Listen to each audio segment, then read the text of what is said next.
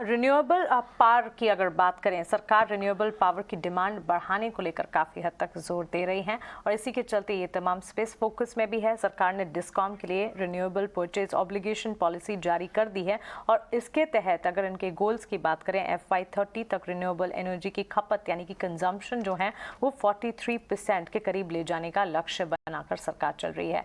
आइए पूरी खबर विस्तार से समझते हैं प्रकाश से। प्रकाश, बताएं।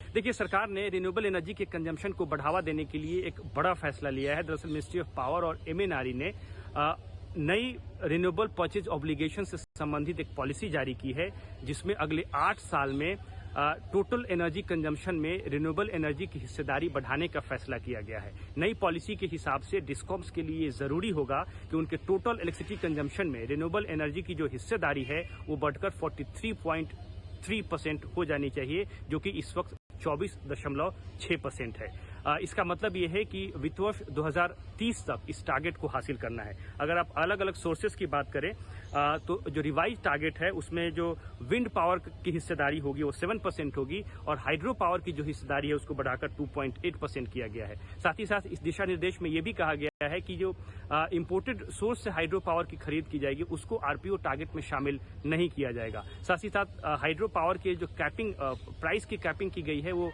5 रुपये 50 पैसे पर यूनिट है और लेकिन ये कहा गया है कि सालाना आधार पर इसमें 5% की बढ़ोतरी होगी। अदर सोर्सेज की अगर बात करें जिसमें सोलर शामिल है, ग्रीन हाइड्रोजन शामिल है, विंड और हाइड्रो तो शामिल है ही है, उनकी हिस्सेदारी 33.5% होगी। जहां तक रिन्यूएबल एनर्जी स्टोरेज से कंजम्पशन का सवाल है, उस टारगेट को भी बढ़ाया गया है।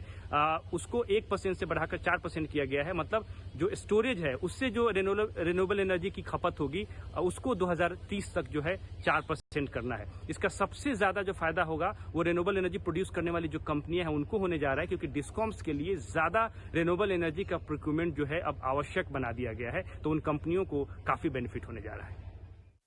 प्रकाश, शुक्रिया। रिन्यूएबल पावर की डिमांड बढ़ाने को लेकर सरकार बिल्कुल सजग यानी कि अवेयर होती हुई नजर आ रही है। NTPC power grid, in fact Adani transmission, Adani power जैसे स्टॉक्स अडानी ग्रुप में हमने तेजी आज देखी भी थी। NTPC का स्टॉक भी देखें करीब आधे से 1% की तेजी दिखाते हुए। श्रीकांत,